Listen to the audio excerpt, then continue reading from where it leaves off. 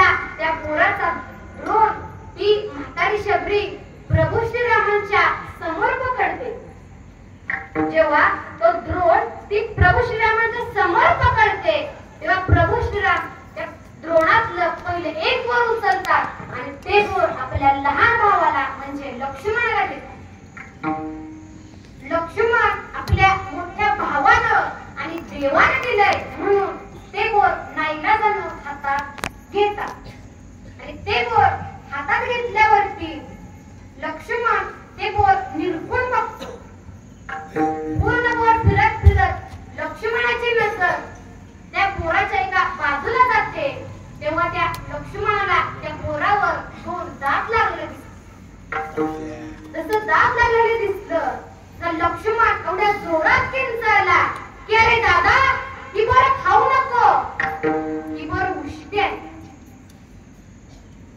तेव्हा ती 98 वर्षाची असणारी म्हातारी शबरी तोंडात एक पण दात नव्हता, काल खोबऱ्याच्या वाटीत आत गेलं होतं. अशी म्हातारी शबरी थरथर थरथर हळू आवाजात लक्ष्मणाला म्हणाली, लक्ष्मणा ही बोर मीच साखून बघितले कारण माझा देव एवढ्या दूरहून मला भेटण्याकरिता येणार आणि त्याला त्यातलं एखादं बोर आंबट लागू नये म्हणून मीच ती बोर साखून बघितली. असं ऐकल्यावरती प्रभू श्रीराम ते बोर खातात. पण लक्ष्मण प्रभू श्रीरामांची आणि त्या शबरीची नजर चुकवून ते बोर त्या पर्णकुटीच्या पाठीमागं फेकून देतात आणि ते बोर न थांबता त्या शबरीमुळं जो द्रोणागिरी पर्वत निर्माण झाला ते बोर न थांबता त्या द्रोणागिरी पर्वतावरती गेलं आणि त्या बोरापासून संजीवनी जडीबुटी निर्माण झाली. ही संजीवनी जडीबुटी ती लक्ष्मणानं बोर फेकलं म्हणून झाली नाही तर त्याला एका स्त्रीचा म्हणजे एका भक्ताचा हात त्या बोराला लागला आणि तो हात नुसतं देवाला लागला म्हणून त्या बोरापासून संजीवनी जडीबुटी निर्माण झाली. विठ्ठल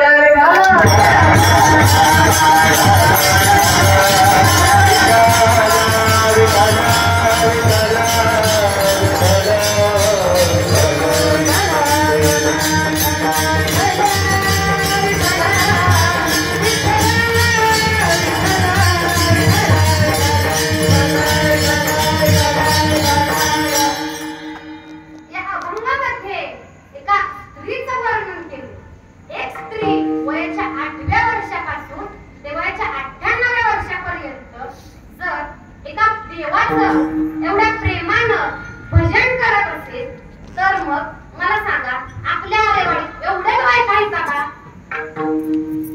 असं बघितलं तर यातल्या निम्म्याच्या वर म्हणजे निम्म्याच्या वरच्या बायका संस्थेची पालक आहेत. त्यातल्या अगदी आमची पाहुणी आहे ती 20% सुद्धा महिला आपल्या गावातल्या नाही. अरे हे कीर्तन तुमच्याच मुलगीच आहे ना? तुमच्या गावातली आहे ना मी?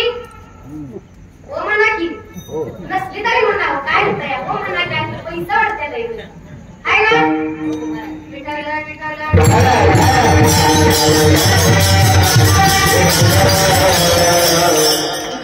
बघा ज्याला विठाला विठाला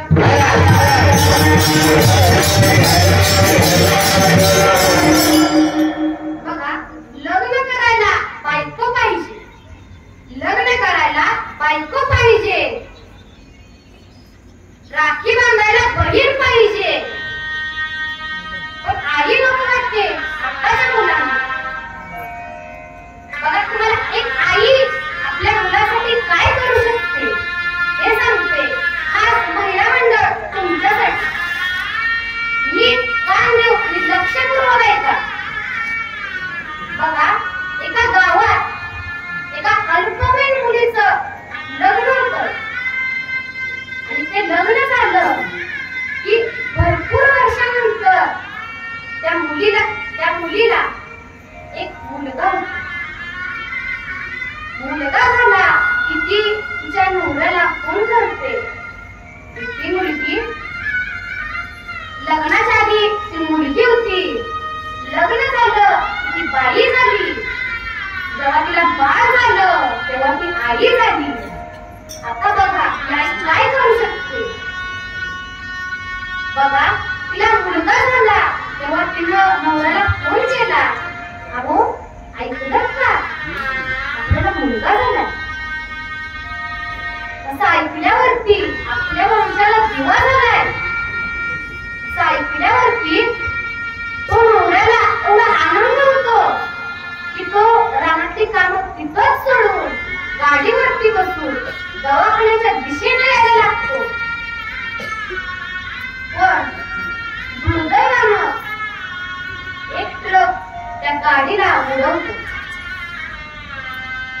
आणि त्या आईच्या नवऱ्याचा मृत्यू.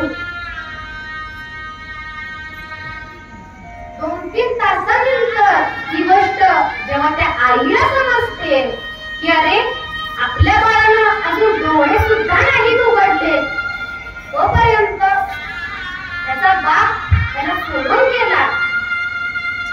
ती आई एवढी रडते आणि ती आई, अरे आई ती आईच असते. आणि ती आई मनामध्ये असा विचार करते, बाबा गेला त्याचा तरी चालेल, बाबा गेला ना जाऊ दे, पण मी या मुलाची आई पण बनेन आणि याचा बाप पण मीच बनू. ती आई त्या दिवसापासून त्या मुलाची एवढी काळजी घेते आणि 7 दिवसानंतर त्या आईला दवाखान्यातून डिस्चार्ज मिळतो. ती आई त्या मुलाला घेऊन तिच्या सासरी जाते. सासरी गेल्यावरती तिची सासू आणि सासरा त्या आईला आणि तिच्या मुलाला घरातून बाहेर काढतात आणि त्या आईला सांगतात की तुला हा मुलगा झाला, पण तू माझा मुलगा माझ्यापासून दूर पाठवलास. ती घरातून बाहेर काढते.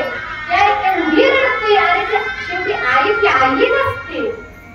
ती आई एवढी रडते की ती आई परत एकदा तिच्या मनाला सांगते की काहीही झालं तर या बाळाचं मी व्यवस्थित संगोपन करेन. ती आई त्याला बाजूच्या गावात घेऊन जाते. एका रानात एक झोपडी बांधते. दिवस रात्र कष्ट करून त्या मुलाची काळजी घेते. बघता मुलगा 4 वर्षाचा होता. मुलगा 4 वर्षाचा झाला. आई रानात काम करत्या. पोरगं खेळतोय. खेळता 4 वर्षाच्या पोराच्या डोळ्यात त्याच्या मित्राकडनं एक तार गेली. अरे तार एवढी आग गेली, त्या मुलाचा डोळा गेला. तो मुलगा एवढ्या जोरजोरात रडू लागला. रानात काम करत असणाऱ्या त्या आईला समजलं की अरे माझं बाळ रडतंय. ती आई हातातली कामं तिथंच टाकून धावत त्या मुलाकडे गेली. बघितलं, अरे शेवटी आई ती आईच असते. जेव्हा त्या आईने बघितलं की माझ्या मुलाच्या डोळ्यातून रक्त येतंय, ते दृश्य त्या आईने बघितलं. ती आई एवढी डसडसा रडू लागली. ती आई तिच्या मनाला म्हणाली, त्याला डोळं उघडायच्या आधीच त्याचा बाप त्याला सोडून गेला. मी एवढं कष्ट फक्त माझ्या बाळासाठीच करते आणि जर त्याच्या डोळ्याला मला दिसलं नाही तर माझी स्वप्न पूर्ण कशी करू शकेल. ती आई त्या मुलाला आपल्या पाठीवर टाकते आणि धावत दवाखान्याच्या दिशेनं ती आई धावत जाते. ती आई दवाखान्यात पोहोचते. दवाखान्यात पोहोचल्यावरती ती जेव्हा डॉक्टरला सांगते की अहो डॉक्टर, डोळ्यातून रक्त येतंय. डॉक्टर त्या आईला म्हणाला, अहो त्याचा एक डोळा गेलाय, तो एका डोळ्याला अंध झालाय, तो इथून पुढचं त्याचं आयुष्य एका डोळ्यानं बघू शकणार नाही. असं ऐकल्यावरती ती आई एवढी रडायला लागली, कारण आई ती आईच असते. ती आई एवढी रडायला लागली की ना त्या डॉक्टरांना हात जोडून विनंती केली, अहो मी याच्यासाठी खूप कष्ट करते हो. तेव्हा ती आई डॉक्टरला म्हणाली, मी माझा एक डोळा त्याला देते, तुम्ही याचं ऑपरेशन करा आणि याला दोन्ही डोळ्यांना व्यवस्थित जग पाहून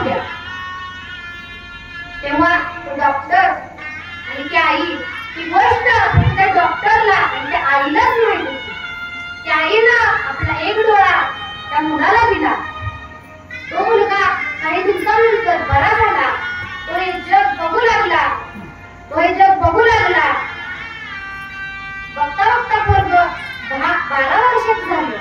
पोरगं शाळेत गेलं. शाळेत गेल्यावरनं त्या पोराला शाळेच्या पहिल्या दिवशी त्यानं मनामध्ये असं ठरवलं की मला इंजिनियर बनायचं.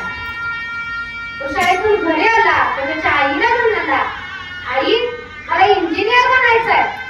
तेव्हा ती आई 12 वर्षाच्या मुलाला म्हणाली, बाळा मी तुझ्यासाठी दिवसाची रात्र करू शकते, तर मग मी तुला इंजिनियर का नाही बनवू शकत.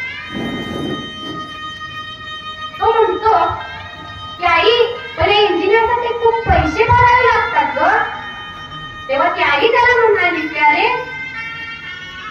एक बाप आपल्या मुलासाठी आई बनू शकत नाही, पण एक आई आपल्या मुलासाठी आई पण बनते आणि बाप पण बनते. बाळा जेवढे पैसे लागतील ते सगळे पैसे मी भरेन. बघता बघता मराठी शाळेचं शिक्षण पूर्ण झालं.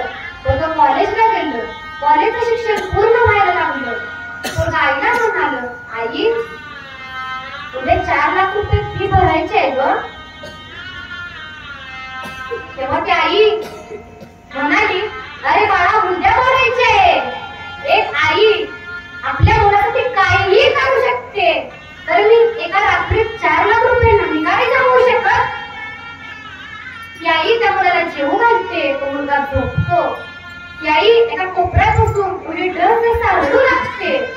तिच्या जवळ असणार सगळं सोनं एका सोनाराकडे मोडून 4 लाख रुपये आले. तिने ते 4 लाख रुपये मुलाला दिले. मुलाला ते 4 लाख रुपये कॉलेजमध्ये भरले. बघता बघता कॉलेजचं शिक्षण पूर्ण झालं. मुलाची डिग्री या वर्षाला होता. तो परत आईला म्हणाला, आई अजून 5 लाखाची गरज आहे ग. आई म्हणाली, अरे मी तर 4 लाख रुपये जमवू शकते, तर मी 5 लाख रुपये नाही काय जमवू शकत.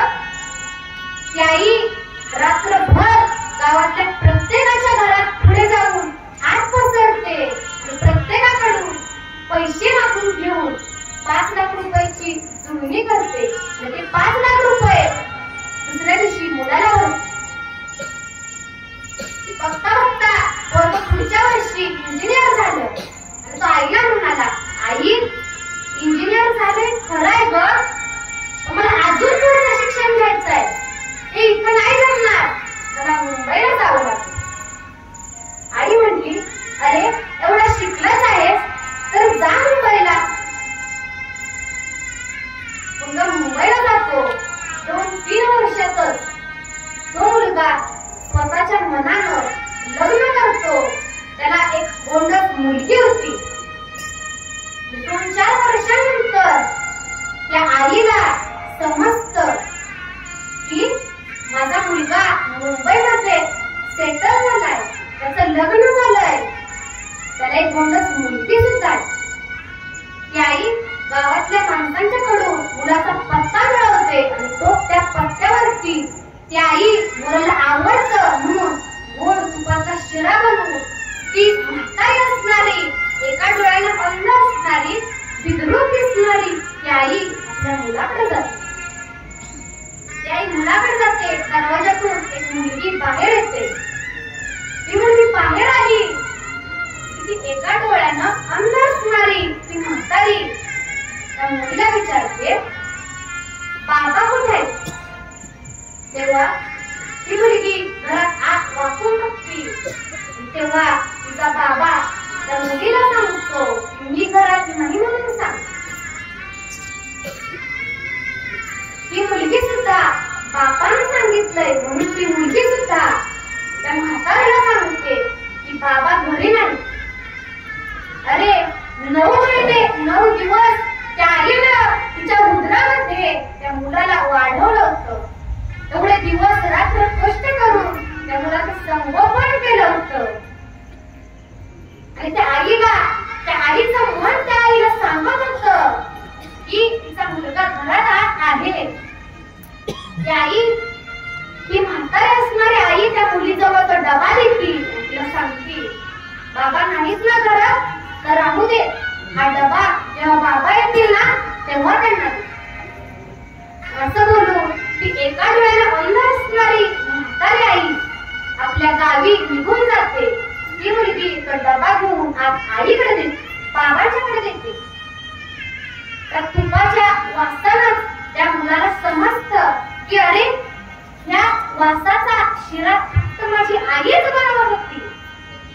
ती बाहेर असणारी म्हातारी बाई ती माझी आई तर नसेल का? जेव्हा तो मुलगा त्या मुलीच्या हातातून तो डबा म्हणून घेतो, तो डबा उघडतो, तेव्हा त्या डब्यात त्याला एक वर चिठ्ठी सापडते. आता ऐका त्या चिठ्ठीत काय लिहिलं. त्या चिठ्ठीत असं लिहिलं होतं की अरे बाळा, जेव्हा तुझा जन्म झाला, बाळा जेव्हा तुझा जन्म झाला, तू डोळे सुद्धा उघडले नव्हतेस, तेव्हा तुझा बाप तुला सोडून गेला. अरे त्या दिवसापासून ते आज अखेरपर्यंत तुझी खूप काळजी घेतली रे, तुझं नीट संगोपन केलं मी. अरे तू जेव्हा 4 वर्षाचा होतास ना, तेव्हा तू मुलांबरोबर बाहेर खेळत होतास आणि खेळताना तुझ्या डोळ्यात तार गेली. अरे मी आई आहे तुझी, मी आई आहे तुझी. मला तुझा त्रास बघवला नाही म्हणून मी माझं सौंदर्य बाजूला ठेवून मी माझा एक डोळा तुला दिला रे. आणि तू आज मला विसरलास. आणि खालच्या शेवटच्या लाईनीत असं लिहिलं होतं, अरे बाळा एक गोष्ट कायम लक्षात ठेव, एकदा निघून गेलेली वेळ ती कधीच कुणासाठी थांबत नाही. हे ऐकल्या वाचल्यावरती तो मुलगा एवढा ढंग असा रडू लागतो, एवढा रडतो. आणि तो धावत धावत आपल्या गावी परत. पण त्या आईचा शब्द त्याच्या लक्षात होता, एकदा निघून गेलेली वेळ कधीच कुणासाठी थांबत नाही. जेव्हा तो मुंबईहून त्याच्या गावी परततो, तेव्हा त्याच्या घराच्या पुढं एवढी गर्दी जमली होती. ते बघून तो आणखी जोरात धावायला लागतो. आणि तो धावत धावत एका माणसाला विचारतो, एवढी गर्दी का झाली माझ्या घरापुढं? तेव्हा तो माणूस सुद्धा त्या आईचंच वाक्य त्या मुलाला सांगतो की बाळा, एकदा निघून गेलेली वेळ ही कधीच कुणासाठी थांबत नाही. तो मुलगा धावत धावत घरात आत जातो. चौकटीत नाक पाऊल टाकलं आणि त्याला भिंतीला टेकून त्याची आई बसवली होती. हे जेव्हा त्या मुलाला बघितलं, तेव्हा त्या मुलाला परत एकदा आठवलं की एकदा निघून गेलेली वेळ ही कधीच कुणासाठी थांबत नाही. जेव्हा त्याने त्याच्या आईला भिंतीला टेकवलेले जेव्हा बघितलं, तेव्हा तो धावत धावत आपल्या आई जवळ गेला आणि एवढ्या जोर जोरात किंचाळ काढू लागला, एवढ्या जोर जोरात रडू लागला, एवढा जोरात रडू लागला. अरे जरी ती आई जिवंत नसली तरी त्या आईचा आत्मा त्या मुलाच्या भोवतीने फिरत होता. आणि तो आत्मा त्या मुलाला सांगत होता, मेल्यावरती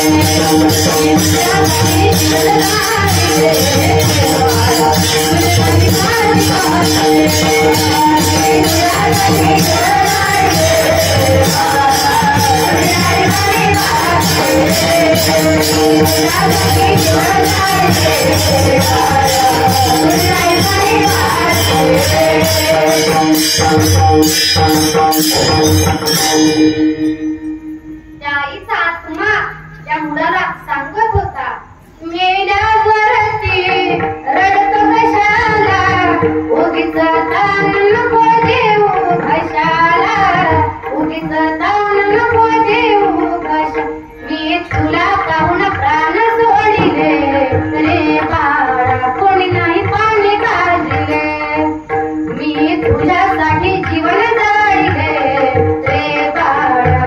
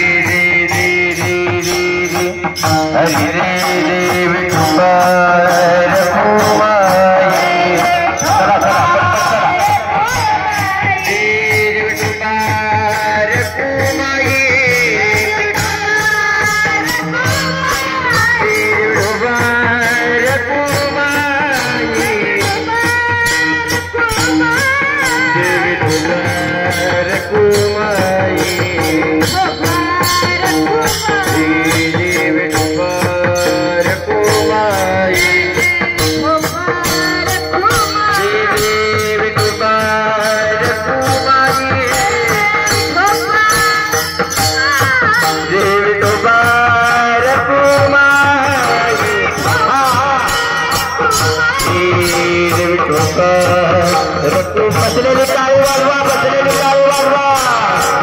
हरी जी